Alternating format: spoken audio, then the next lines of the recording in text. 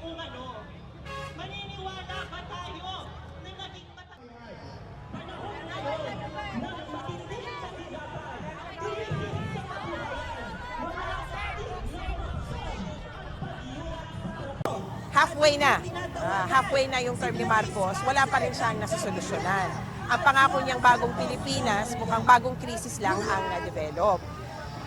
Kung in terms of the past 3 years, wala siyang na-avail, wala siyang na-solusyonan ng pangmalakihan at pangmatagalan. Puro tapal ang mga naging solusyon niya.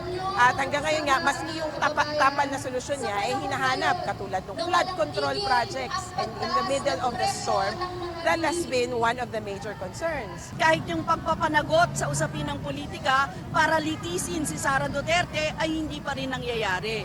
Kung kaya ngayon, isa po sa mga kahilingan natin dito ay litisin na o magkaroon na talaga ng trial kay Sara Duterte na siyang kumuha ng kaban ng yaman ng mamamayan.